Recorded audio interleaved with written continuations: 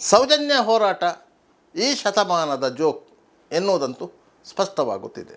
2012ರಲ್ಲಿ ಅತ್ಯಾಚಾರಕ್ಕೊಳಗಾಗಿ ಕೊಲೆಯಾದಂತಹ ಸೌಜನ್ಯನ ಹೆಸರಿನಲ್ಲಿ ಆರಂಭವಾದಂತಹ ಹೋರಾಟ 10 ಹಲವು ಮಜಲುಗಳನ್ನು ದಾಟಿ ಇದೀಗ ಸುಪ್ರೀಂ ಕೋರ್ಟಿನ ಮೆಟ್ಟಿಲಲ್ಲಿ ಇದೆ.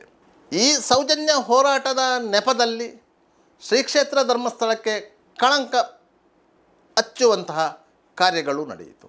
ಸಾವಿರಾರು ಅಭಿವೃದ್ಧಿ ಕಾರ್ಯಗಳನ್ನು, ಸಾರ್ವಜನಿಕರನ್ನು ಅಭಿವೃದ್ಧಿಗೊಳಿಸುವಂಥ ಯೋಜನೆಗಳನ್ನು ರೂಪಿಸಿ ಚತುರ್ಧಾನ ಪರಂಪರೆಯ ಶ್ರೀ ಕ್ಷೇತ್ರ ಧರ್ಮಸ್ಥಳವನ್ನು ಉತ್ತುಂಗಕ್ಕೆ ಏರಿಸಿದಂತಹ ಧರ್ಮಾಧಿಕಾರಿ ಶ್ರೀ ಡಿ ವೀರೇಂದ್ರ ಹೆಗ್ಗಡೆಯವರ ಹೆಸರಿಗೆ ಕಳಂಕ ಹಚ್ಚುವಂಥ ಕೆಲಸವೂ ನಡೆಯಿತು.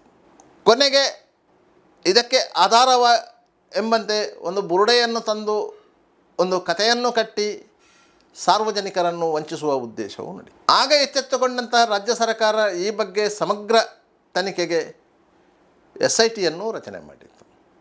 ಹಿರಿಯ IPS ಅಧಿಕಾರಿಗಳ ನೇತೃತ್ವದ ಈ ತಂಡ ಕಳೆದ 5 ತಿಂಗಳಿನಿಂದ ತನಿಖೆ ನಡೆಸುತ್ತಿದೆ. ಬೆಳ್ತಂಗಡಿ ನ್ಯಾಯಾಲಯಕ್ಕೆ ಪ್ರಾಥಮಿಕ ವರದಿಯನ್ನು ಒಪ್ಪಿಸಿದೆ. ಆ ವರದಿಯನ್ನು ಕಾನ್ಸಿಗೇಬಲ್ ತಗೊಳ್ಬೇಕು ಅಂತ ಹೇಳಿ ನ್ಯಾಯಾಲಯದಲ್ಲಿ ವಾದ ಪ್ರತಿವಾದಗಳು ನಡೆದಿದೆ. ನ್ಯಾಯಾಲಯದಲ್ಲಿ ಈ ಪ್ರಕರಣ ಮುಂದುವರಿತಾ ಇದೆ.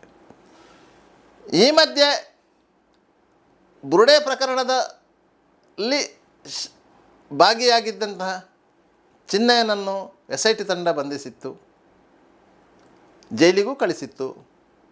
ಆತ ಜಾಮೀನಿನ ಮೇಲೆಗೆ ಬಿಡುಗಡೆಗೊಂಡಿದ್ದಾನೆ.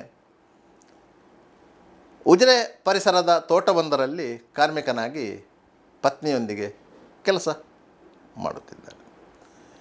ಈ ಷಡ್ಯಂತರದಲ್ಲಿ ಮಹೇಶ್ ಶೆಟ್ಟಿ ತಿಮರೋಡಿ, ಪೊಲೀಸ್ ಇಲಾಖೆಯಿಂದ ವಜಾಗೊಂಡಿದ್ದಂತಹ ಸಬ್ ಇನ್ಸ್ಪೆಕ್ಟರ್ ಗಿರೀಶ್ ಮಠಣ್ಣವರ್, ಸಾಮಾಜಿಕ ಹೋರಾಟಗಾರ ಎಂದು ಹೇಳಿಕೊಳ್ಳುತ್ತಿದ್ದಂತಹ T ಜಯಂತ್, ಅತ್ಯಾಚಾರಕ್ಕೊಳಗಾಗಿ ಕೊಲೆಯಾದ ಸೌಜನ್ಯ ಮಾವ ವಿಠಲಗೌಡ, ತನ್ನ ಮಗು ಕಾಣೆಯಾಗಿದ್ದಾಳೆ, ಅವಳನ್ನು ಅತ್ಯಾಚಾರ ಮಾಡಿ ಕೊಲೆ ಮಾಡಿ ಊತು ಹಾಕಿದ್ದಾರೆ ಎಂದು ಆರೋಪ ಮಾಡಿದ್ದಂತಹ ಸುಜಾತಾ ಭಟ್ ಎನ್ನುವಂತಹ ವೃದ್ಧೆ ಎಲ್ಲರೂ ಈ ಷಡ್ಯಂತ್ರದಲ್ಲಿ ಭಾಗಿಗಳಾಗಿದ್ದರು. ಈ ಷಡ್ಯಂತ್ರಕ್ಕೆ ವ್ಯಾಪಕವಾಗಿ ಪ್ರಚಾರ ಮಾಡಲು ಒಂದು ಸಾಮಾಜಿಕ ಜಾಲತಾಣಗಳ ತಂಡ ಇತ್ತು. ಆ ತಂಡದ ವಿರುದ್ಧವೂ ತನಿಖೆ ನಡೆದಿದೆ. ಇಂತಹ ಸಂದರ್ಭದಲ್ಲಿ ಈ ತಂಡದೊಂದಿಗೆ 10 ಹಲವು ಮಂದಿ ಹೋರಾಟಗಾರರು ಭಾಗವಹಿಸಿದರು. ಈಗ ಆ ಹೋರಾಟಗಾರರ ಮಧ್ಯೆಯೇ ಪರಸ್ಪರ ಕೆಚರಾಟಗಳು ಆರಂಭವಾಗಿದೆ. ಅದರಲ್ಲಿ ಪ್ರಮುಖರಾದವರು ಅನಿತಾ ಕಾಸರಗೋಡು. 2023ರಲ್ಲಿ ಹೋರಾಟಕ್ಕೆ ಬಂದಂತಹ ಅನಿತಾ ಕಾಸರಗೋಡು ಅವರು ಆ ಹೋರಾಟದಲ್ಲಿ ಇದ್ದಂಥವರೊಂದಿಗೆ ಮುನಿಸಿಕೊಂಡು ಪರಸ್ಪರ ಬೈದಾಡಿಕೊಳ್ಳುತ್ತಿದ್ದಾರೆ. ಕೇವಲ ಇವರ ಹೋರಾಟಗಳು ಎಲ್ಲವೂ ಸಾಮಾಜಿಕ ಜಾಲತಾಣಗಳಲ್ಲೇ ನಡೆಯುತ್ತಿತ್ತು. ಅದನ್ನು ಸಾರ್ವಜನಿಕರು ನಂಬುತ್ತಿದ್ದರು. ಇದೀಗ ಅವರ ಮಧ್ಯೆಯೇ ಸಾಮಾಜಿಕ ಜಾಲತಾಣದಲ್ಲಿ ಕೆಟ್ಟ, ಕೊಳಕ, ಅಸಹ್ಯಕರ ಭಾಷೆಯಲ್ಲಿ ಮಾತುಕತೆ ನಡೀತಿದೆ. ಈ ಮಧ್ಯೆ ಇದೇ ತಂಡದೊಂದಿಗೆ ಗುರುತಿಸಿಕೊಂಡಿದ್ದವರು ಅಂಬಿಕಾ ಪ್ರಭು, ಉಡುಪಿಯಲ್ಲಿ ನ್ಯಾಯವಾದಿಯಾಗಿದ್ದವರು, ಹಲವು ಸಭೆ ಸಮಾರಂಭಗಳಲ್ಲಿ ಭಾಗವಹಿಸಿದ್ದವರು. ಬುರುಡೆ ತಂಡದ ಮುಖ್ಯಸ್ಥರಾದಂತಹ ಮಹೇಶ್ ಶೆಟ್ಟಿ ತಿಮರೋಡಿಯವರು ಬ್ರಹ್ಮಾವರ ಪೊಲೀಸ್ ಠಾಣೆಯಲ್ಲಿ ಬಂಧನಕ್ಕೊಳಗಾದಂಥ ಸಂದರ್ಭದಲ್ಲಿ ಅವರ ಪರವಾಗಿ ಉಡುಪಿ ನ್ಯಾಯಾಲಯದಲ್ಲಿ ವಾದ ಮಾಡಿದವರು. ಇಂತಹ ಅಂಬಿಕಾ ಪ್ರಭು ಅವರು ಇದೀಗ ಫೇಸ್ಬುಕ್ ಪೇಜಿನಲ್ಲಿ ಒಂದು ಸುದೀರ್ಘವಾದಂತಹ ಪೋಸ್ಟನ್ನು ಅಪ್ಲೋಡ್ ಮಾಡಿದ್ದಾರೆ. ಇದು 10 ಹಲವು ಸಂಶಯಗಳಿಗೆ ಕಾರಣವಾಗಿದೆ. ಯಾಕಂತ ಹೇಳಿದರೆ ಬುರುಡೆ ತಂಡದಲ್ಲಿ ಇದ್ದವರು ಎಲ್ಲರೂ ಪರಸ್ಪರ ಮುಖ ತಿರುಗಿಸಿಕೊಳ್ಳುವ ಹಂತಕ್ಕೆ ಬಂದಿದ್ದಾರೆ. ಇಡೀ ತಂಡ ಛಿದ್ರವಾಗಿದೆಯಾ ಎನ್ನುವಂಥ ಸಂಶಯಗಳು ಮೂಡುತ್ತಿದೆ. ಯಾಕಂತ ಹೇಳಿದರೆ ಬೆಟ್ಟದ ಮೇಲೆ ಕುಳಿತಿದ್ದಂಥ ಅಣ್ಣಪ್ಪ ಸ್ವಾಮಿ ಇದನ್ನು ಎಲ್ಲವನ್ನೂ ನೋಡಿಕೊಳ್ಳುತ್ತಾನೆ ಎನ್ನುವಂಥ ವಿಶ್ವಾಸ ಶ್ರೀಕ್ಷೇತ್ರ ಧರ್ಮಸ್ಥಳದ ಪರವಾಗಿ ಹೋರಾಟ ಮಾಡುತ್ತಿದ್ದವರ ಮನಸ್ಸಲ್ಲಿತ್ತು. ಈಗ ಅಣ್ಣಪ್ಪ ಸ್ವಾಮಿ ಕಾರಣಿಕ ತೋರಿಸ್ತಿದ್ದಾನ ಎನ್ನುವಂತಹ ಭರವಸೆ ಮೂಡ್ತಾ ಇದೆ. ಯಾಕಂತ ಹೇಳಿದರೆ ಈಗ ಪರಸ್ಪರ ಕಚ್ಚಾಡುತ್ತಿರುವವರು ಬುರುಡೆ ಗ್ಯಾಂಗಿನ ಸದಸ್ಯರು.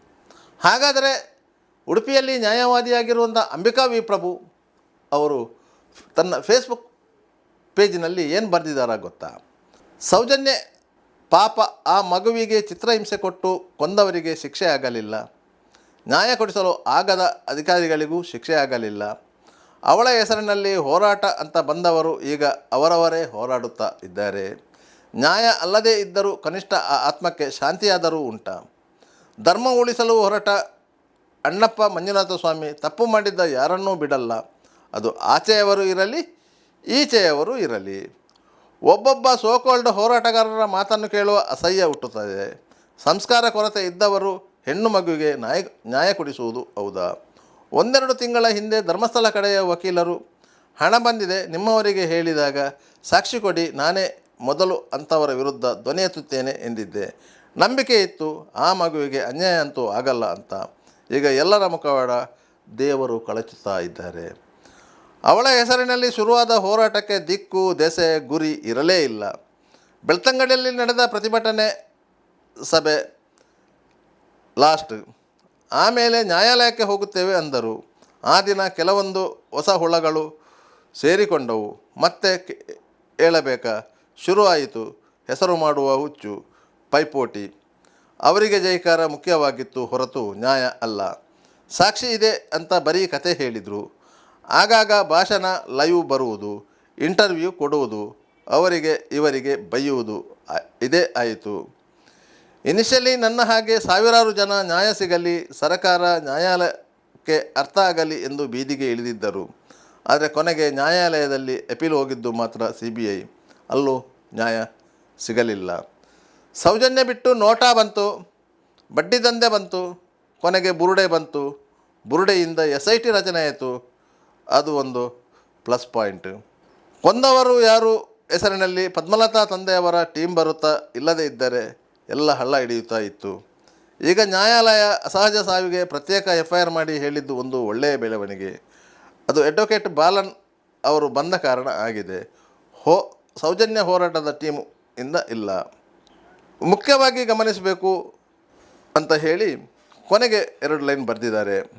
ನನಗೆ ಕಾಂಗ್ರೆಸ್ ಹೇಳಿದ ಕೆಲವರಿಗೆ ಈಗ ಕಾಂಗ್ರೆಸ್, ಕಮ್ಯುನಿಸ್ಟ್ ವಕೀಲರ ಅಗತ್ಯ ಏನಿತ್ತು? ಕರ್ಮ. ಈ ಫೇಸ್ಬುಕ್ ಪೋಸ್ಟ್ಗಳಿಗೆ ಹಲವು ಕಮೆಂಟುಗಳು ಬಂದಿದೆ. ಅದರಲ್ಲಿ ಬುರುಡೆ ಗ್ಯಾಂಗಿನೊಟ್ಟಿಗೆ ಗುರುತಿಸಿಕೊಂಡಿರುವಂತಹ ಶ್ರೀಧರ್ ಮಡಿವಾಳ ಎನ್ನುವರ ಹೆಸರಿನ ಪೇಜಿನಲ್ಲಿ ಒಂದು ಕಮೆಂಟ್ ಇದೆ. ನ್ಯಾಯ, ಸತ್ಯ, ಧರ್ಮದಲ್ಲಿ ಹೋರಾಟ ಮಾಡುವ ಸೌಜನ್ಯ ಹೋರಾಟಗಾರರು ಒಂದಾಗಿದ್ದಾರೆ. ಪೇಮೆಂಟ್ಗಾಗಿ ಹೋರಾಟಕ್ಕೆ ಬಂದವರು ಮಾತ್ರ ಕಚ್ಚಾಟ ಮಾಡಿ ಅತ್ಯಾಚಾರಿಗಳ ಪರ ಇದ್ದಾರೆ. ಕಾಂಜಿ ಪಿಂಜಿಗಳು ಬೊಬ್ಬೆ ಹಾಕಿದರೆ ಅದಕ್ಕೆಲ್ಲ ಕೈಗೊಡುವವರು ನಾವಲ್ಲ.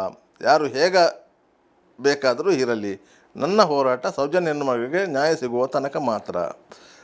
ಅತ್ಯಾಚಾರಿ ಕೊಲೆಗಾರರು ಜೈಲಿಗೆ ಹೋಗುವ ತನಕ ಬಿಡಲ್ಲ. ಅದಕ್ಕೆ ಪ್ರತಿಯಾಗಿ ಮತ್ತೊಬ್ಬರು ಕಮೆಂಟ್ ಹಾಕಿದ್ದಾರೆ. ಏನೇ ಆಗಲಿ ಹೋರಾಟ ನಿರಂತರವಾಗಿ ನಡೆಯಲಿ, ಪಾಳೆಗಾರಿಕೆ ಅಂತ್ಯವಾಗಲೇಬೇಕು. ಅಲ್ಲಿ ನಡೆಯುತ್ತಿರುವ ಅನಾಚಾರ, ಕೊಲೆ, ಭೂಗಳ್ಳತನ ಕಡಿವಾಣ ಬೀಳಲೇಬೇಕು. ಹೋರಾಟದ ಹೆಸರಲ್ಲಿ ಲಾಭ ಗಳಿಸುವರು ಅನೇಕರು ಇರಬಹುದು. ನಿಜವಾದ ಹೋರಾಟಗಾರರು ಇನ್ನೂ ಇದ್ದಾರೆ. ಮತ್ತೊಬ್ಬರು ಕಮೆಂಟ್ ಹಾಕಿದ್ದಾರೆ. ಕೊಂದವರು ಯಾರು ಹೆಸರಿನಲ್ಲಿ ಪದ್ಮಲತಾ ತಂದೆಯವರ ಟೀಮ್ ಅಂತ ಬರೆದಿದ್ದೀರಿ. ಇದು ನಿಮ್ಮ ಹೂವೆಯೋ ಸತ್ಯವೋ? ಜಾತಿ, ಧರ್ಮ, ರಾಜಕೀಯ, ಬಣ್ಣ ಎಲ್ಲವನ್ನು ಬದಿಗಿಟ್ಟು ಸೌಜನ್ಯ ಸೇರಿದಂತೆ ಧರ್ಮಸ್ಥಳದಲ್ಲಿ ನಡೆದ ಅಸಹಜ ಸಾವುಗಳ ಕುರಿತು ತನಿಖೆ ಆಗಬೇಕು, ಅಪರಾಧಿಗಳಿಗೆ ಶಿಕ್ಷೆ ಆಗಬೇಕು ಎಂಬ ಮಹಿಳೆಯರ ಹೋರಾಟಕ್ಕೆ ಕಮ್ಯುನಿಸ್ಟ್ ಹಣೆ ಪಟ್ಟಿ ನೀಡಿ ನಮ್ಮ ಹೋರಾಟದ ವಿರೋಧಿಗಳಿಗೆ ಆಹಾರ ನೀಡಿದ್ದೀರಿ. ನಿಮ್ಮನ್ನು ಹಲವು ಬಾರಿ ಸಭೆಗಳಿಗೆ ಕರೆದಿದ್ದೆ, ನೀವು ಒಂದಕ್ಕೂ ಬರಲಿಲ್ಲ. ಬಂದಿದ್ದರೆ ಅಲ್ಲಿ ಪದ್ಮಲತಾ ತಂದೆಯ ಟೀಮ್ ಮಾತ್ರ ಇತ್ತು. ಬೆಳ್ತಂಗಡಿ ಹೋರಾಟದ ಸಂಘಟನೆಯ ಸ್ಥಳೀಯ ಜವಾಬ್ದಾರಿ ಹೊತ್ತುಕೊಂಡಿದ್ದ ಕೆಲವರು ಇರಲಿಲ್ಲ ಎಂದು ಭಾವನೆ ಆಗುತ್ತದೆ ಎಂದ ಕಮೆಂಟ್ಗಳನ್ನು ಮಾಡಿದ್ದಾರೆ. ಒಟ್ಟಾರೆಯಾಗಿ ಬುರುಡೆ ಟೀಮು ಇದೀಗ ಛಿದ್ರ ಆಗಿದೆ, ಆಗುತ್ತಲೇ ಇದೆ. ಆ ಟೀಮಿನಲ್ಲಿ ಇದ್ದವರು ಯಾರೂ ಸಹ ಸತ್ಯ ಏನು ಅನ್ನುವುದನ್ನು ಸರಿಯಾಗಿ ಅರ್ಥ ಮಾಡಿಕೊಂಡಿರಲಿಲ್ಲ. ಯಾರೋ ಒಬ್ಬರು ಕಾಗಕ್ಕ ಗುಬ್ಬಕ್ಕ ಕತೆ ಹೇಳಿದರು, ಅದನ್ನು ಇವರು ನಂಬಿದರು ಅಷ್ಟೇ. ಒಟ್ಟಾರೆಯಾಗಿ ಧರ್ಮಸ್ಥಳದಲ್ಲಿ ಧರ್ಮ ನೆಲೆ ನಿಂತಿದೆ, ಇನ್ನು ಮುಂದುವರಿಯುತ್ತದೆ.